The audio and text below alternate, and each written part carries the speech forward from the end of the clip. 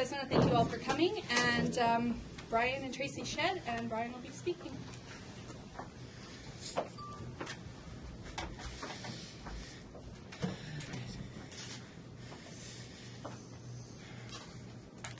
Okay, I'm just going to get right into this.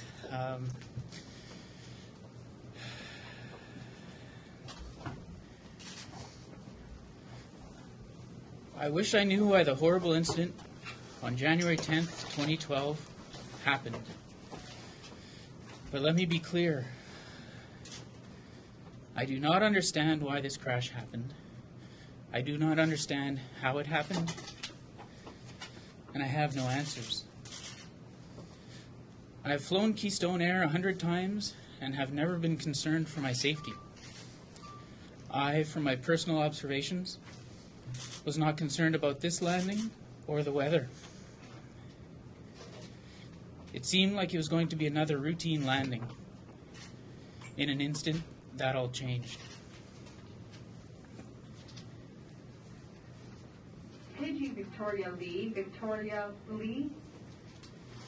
I went from reading a book while still flying in the air to suddenly being on the ground at a complete stop. I was strapped into my seat at the back of the plane with the other 4 individuals in their seats, unconscious and unresponsive to my pleas. And the right wing was on fire. After repeated, unsuccessful attempts to unstrap the others from their seats, I went around the plane and tried to put out the fire on the wing. My efforts there were also in vain. As the fire spread and began to enter the cabin near the rear of the plane, I made a final attempt at the pilot's window. Finally, I was able to release the pilot's seatbelt and haul him out of the plane. I pulled him as far as I could before collapsing in the snow.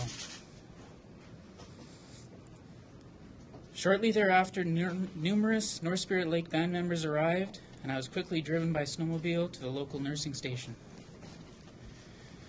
By the time I was transported to Winnipeg, it was determined that I had a broken foot, ankle, nose, some facial lacerations, and a few other minor items. More importantly, I escaped with my life.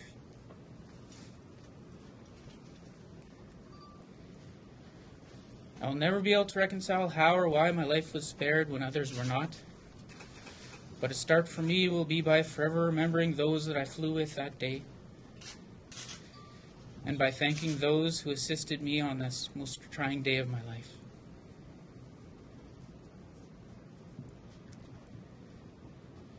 My heart goes out to the friends and family of my co-workers, and friends Ben, Colette, and Martha, as well as to the pilot, Therabors. My apologies if I didn't pronounce that correctly.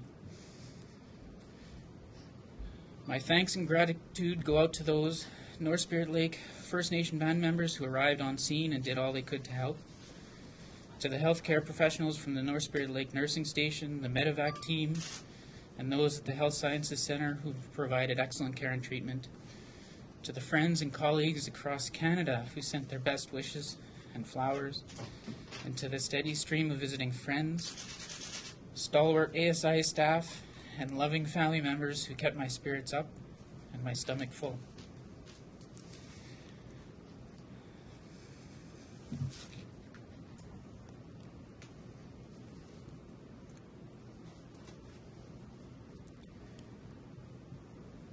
Finally, I must thank my beautiful wife, Tracy,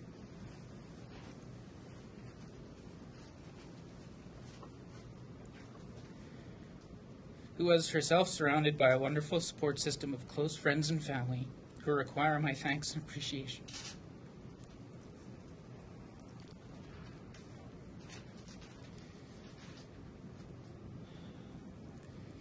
Tracy lost me for a short period when initial reports were released, forced to grieve as others did that day.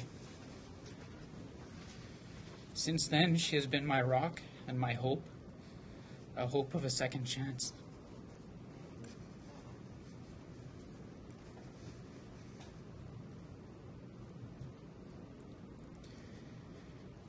An event like this changes a person. I'm determined not to take life for granted. I will never be able to fill the shoes of the great people who passed away on that day, but I will do my best to follow their lead.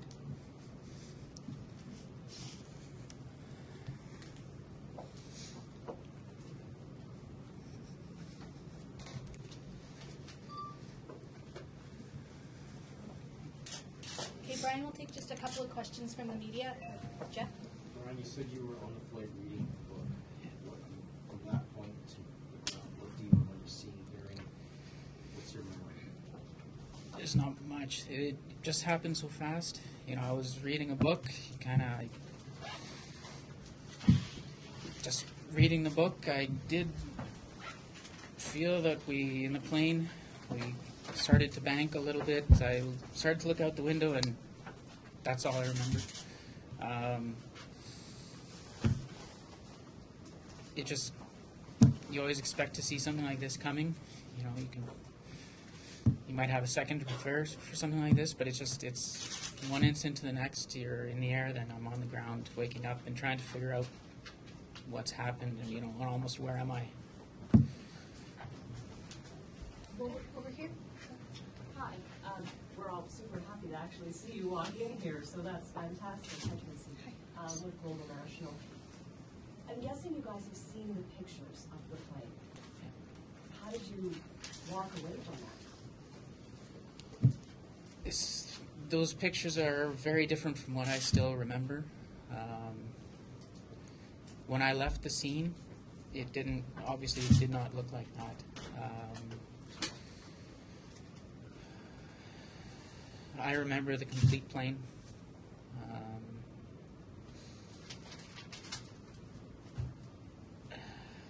I don't know.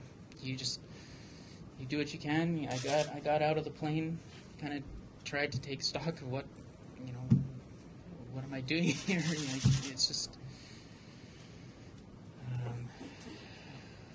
looking at those pictures there. It kind of makes you think. How did you make it out? How did you? But when I woke up, everything was still intact. There was fire, but not a lot at that point. I don't know how long I was out. When I came to, there was fire in multiple spots on the wing, but it wasn't huge, and I thought I had a chance to maybe try to put it out, but that never happened.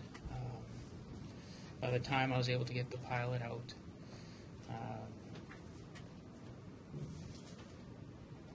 that was all that could be done.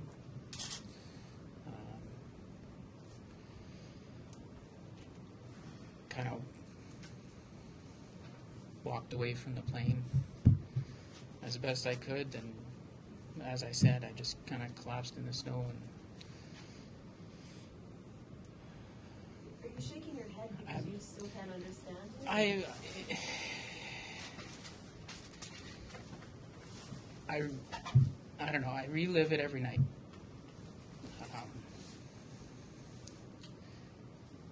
Constantly thinking, could I have done something differently that might have changed something? Could I have, forget the firework on trying to get people out of their seats? I don't know. There's a lot of what ifs. There's a lot of questions that I'm struggling to an extent with right now, but happy to be home. I was released from the hospital. So now it's time to be with the family and remembering those who were in that plane with me. What has been the most difficult thing for you?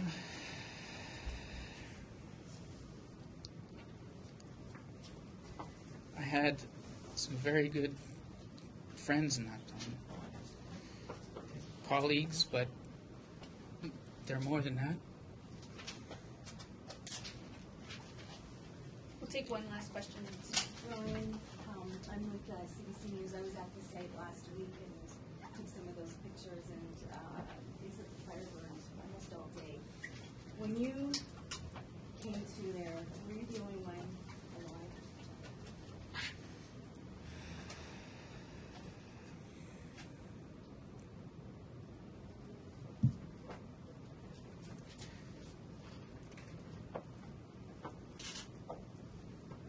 I like to think so. I'll leave that at that. Okay, so thank you all then. We've got to get Brian to an appointment now. So Brian, thank you very much.